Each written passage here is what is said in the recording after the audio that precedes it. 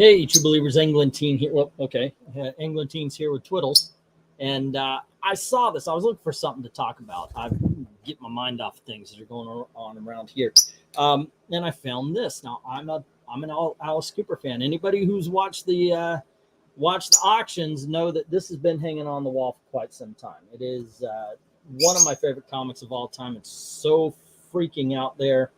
Admittedly, the writer was on drugs when he did this, by the way. It's wild comics. I've had Alice's albums, all of them at one point in time, and just thoroughly enjoy the music, love reading the interviews, the whole 9 yards, and came across this. It was on not Bleeding Cool, but the other one, Bounding into Comics, and I did go over and read the original interview. I'm going to read it from Bounding into Comics because they basically took out everything but what is relevant to what we're going to talk about, because it turns out that not only Alice Cooper, but Paul Stanley and Dee Snider of Kiss and Twisted Sister spoke out also. I thought it would be kind of fun. So what the hell, while I'm waiting for the other guys to get done with the reading, I've got my jug of tea and figure what the heck, let's look at this thing and have a little fun with it. Maybe. Never know. Okay, now I've got to remember which one is it. Here we go. Let me pull this out here. Let me whip this out so I can actually read this and pay attention to any potential comments that come my way. I think right now I am on my own as far as people. No, there's a few of you. So anyway, it goes on to say Alice Cooper recently called the current promotion of transgender ideology wrong and says that it's intentionally confusing children, and noted how the embrace of the ideology will lead to dire consequences. What's up, Dave? All righty. Goes on to say Cooper recently spoke with Stereo Gum's Rachel Brodsky, and I did go over, like I said, read it. It's a really good interview. I do recommend you checking it out. And she questioned the musician and performer about his past comments about sexuality, gender that he gave to Specking. He actually has a few songs that make fun of it. There's oh my gosh, I'm trying to dun dun dun dun dun dun dun dun dun dun dun dun dun dun. He's got a song talking about like a cross-dressing truck driver and all that kind of stuff. So in 1974, Cooper made it very clear he was straight, telling the outlet, "Oh, I'm straight. I'm attracted only to members of the opposite sex, girls, that is." And hello to Austin P. and Dave saying that those guys just started their reading. Okay, well, I just started this. When pressed on his name and the amount of makeup he wore, Cooper responded, "Well, I have a girl's name, by the way, not his real one, but that's kind of a goof, and lots of men who perform wear makeup. I have myself been on stage and they slather on this stuff. It's pancake makeup, and when you're walking away from whatever camera and everything, it really does look like you're a Moulin Rouge whore. But if you're on camera, it actually sometimes, most of the time, it covers it. But as we've all seen, Alice's is definitely stylized. Let's see. That's theatrical tradition. It has nothing to do with sexuality, and I don't attempt to look like a girl, in case you haven't noticed. I'm not a transvestite. I don't imitate women. Did you ever see a woman that looks the way I do? If one did, she'd really be called a weirdo." And later in the interview from 1974, Cooper was questioned about his fans wanting to believe that he was gay. And he says, "Yeah, I know they do. Isn't that curious? They'll read this interview and they'll say, 'Bull, we know he's queer.' Nothing I could do, say, I would convince him that I'm not." As for why he believed that, he said, "I figure it would probably make these kids feel far out to think that they can dig a performer who's supposedly gay. I think that's groovy of them." Let's see. What Weird Al has a tune about cross-dressing truck driver. Does he? What album? Weird Al. Okay, I know it's a truck-dressing cross-dresser. A cross-dressing truck driver. I don't remember.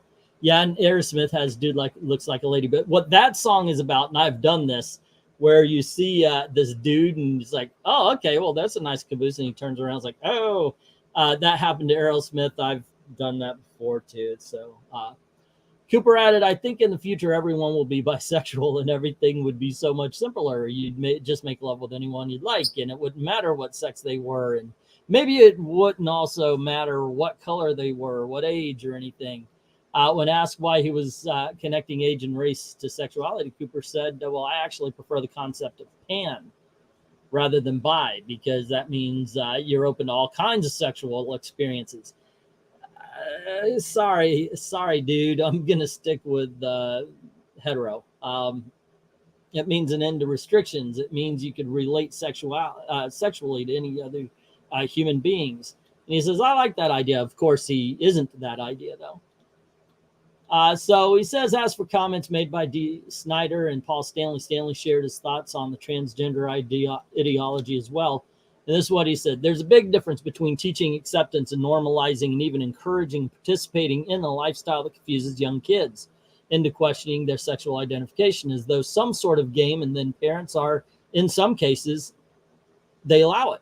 There are individuals who, as adults, may decide reassignment is their needed choice, but turning this into a game, or parents normalizing it as some sort of natural alternative, or believing that because a little boy likes to play dress up in his sister's clothes, or a girl and her brothers, we should lead them steps further down a path that's far from the innocence of what they are doing. With many children who have no real sense of sexuality or sexual experiences caught up in the fun of using pronouns and saying what they identify as, some adults mistakenly confuse teaching acceptance with normalizing and encouraging a situation that has been a struggle for those truly affected and have turned into a sad and dangerous fad. I kind of think like this guy.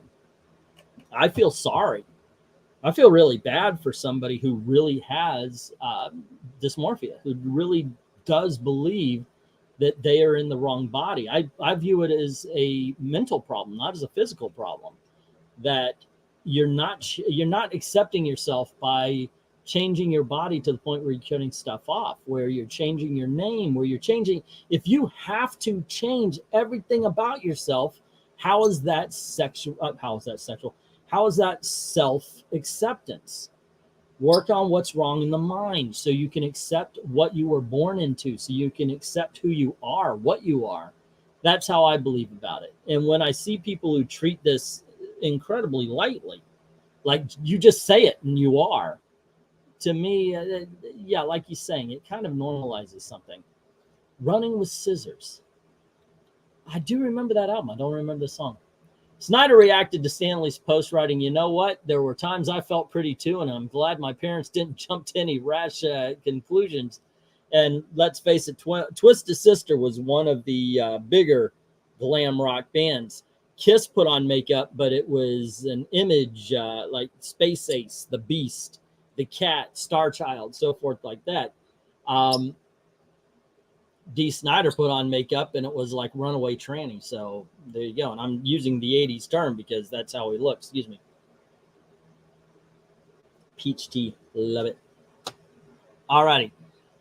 So Stanley would later clarify his comments, writing, while my thoughts were clear, my words clearly were not. Most importantly, and above all else, I support those struggling with their sexual identity while enduring constant hostility and those whose path lead them to reassignment. It's hard to fathom the kind of conviction that one must feel to take those steps. A paragraph or two will remain far too short to fully convey my thoughts and points of view. So I'll leave that for another time and place.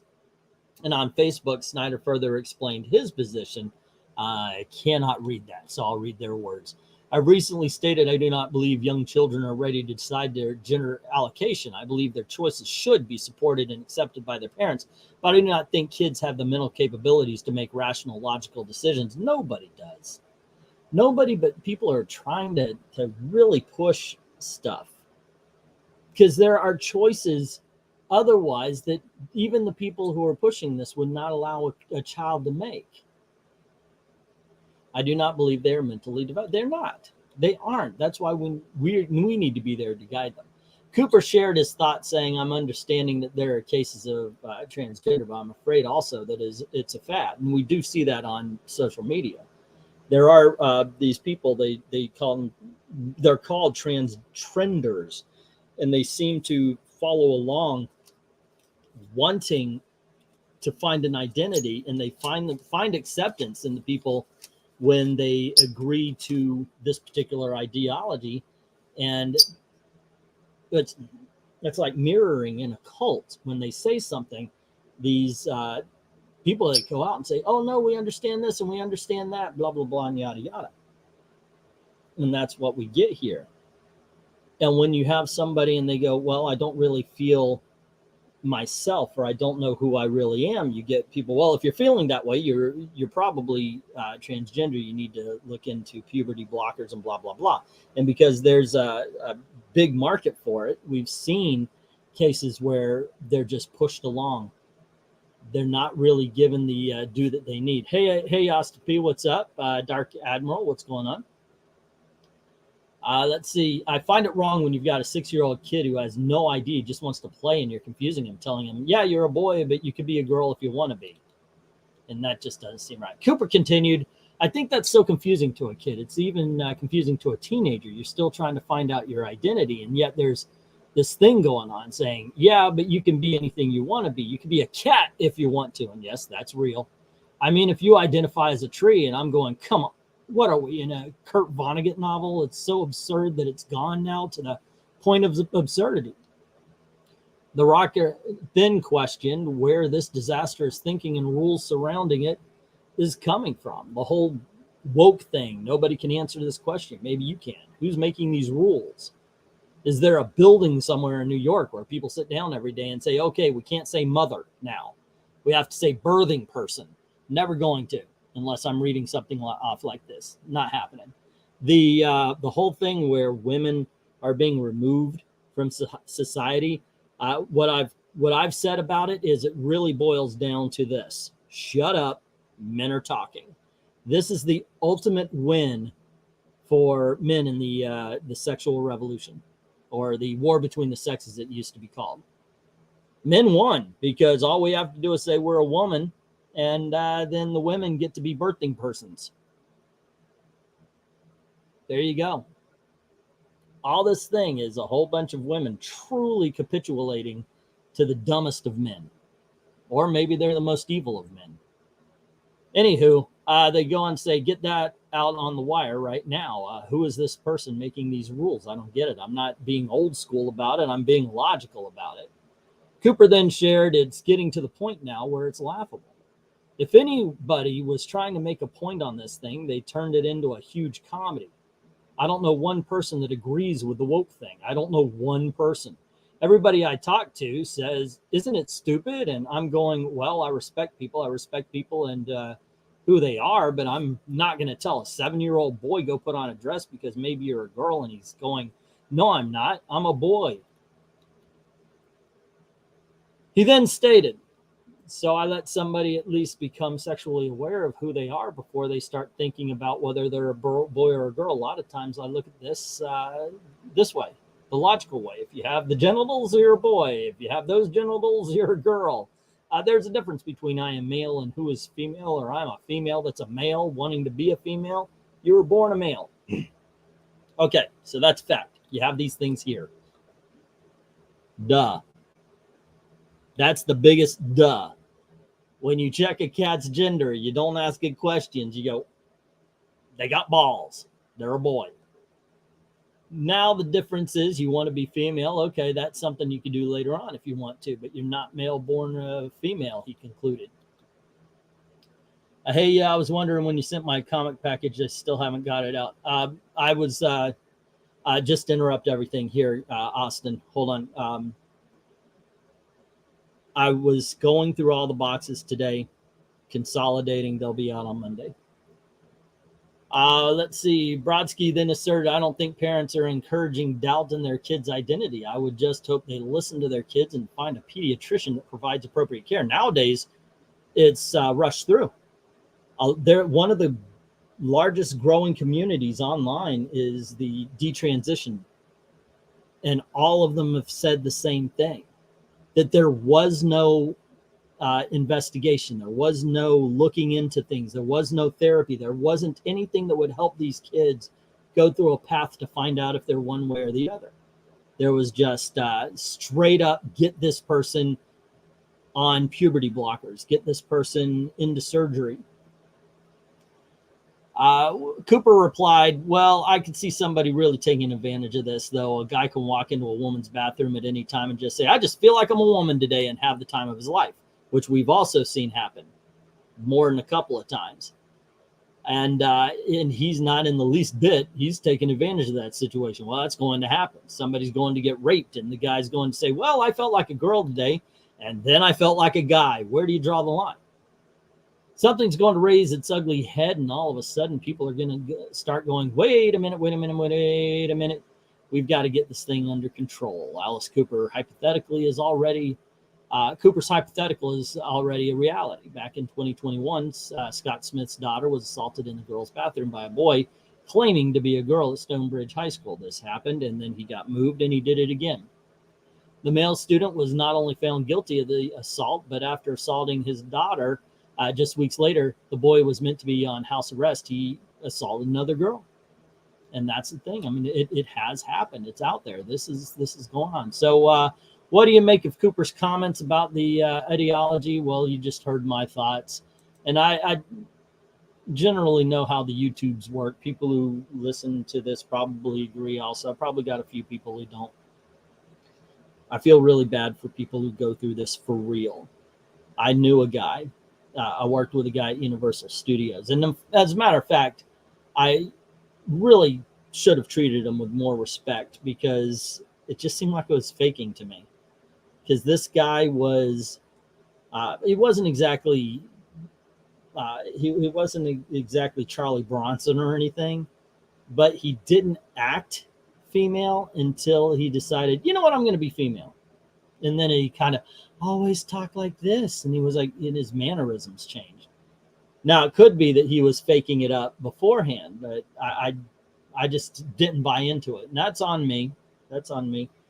But for these people who truly don't know their way, all of the circus that's going on, it just doesn't really go. So let's see. Humans aren't African frogs or Indian dinosaurs. We're mammals, and we don't change sexes, Austin P. And that's the truth of it. But I thought this would be an interesting topic, and that's why I went through it. Like I said, I'm a fan. So when I saw Alice Cooper, I was like, okay, let's see what he's doing. And then when I saw, okay, Paul Stanley's jumping in, Dee Snider. These are a few of my 1980s idols. These are the music that I was listening to, so why not? That and Styx, but they haven't spoken up yet. So, but anyway, gang, that's my take on this. Let me know what you think in the comments below. Don't forget to do all the clickings and likings and all that kind of thing. If you don't mind helping out the channel, go on over to Ko-Fi. Links in the description below. Drop $1 into the tip jar. There's actually a tip. It says tip jar. And as always, thank you very, very much for watching. Have a good night.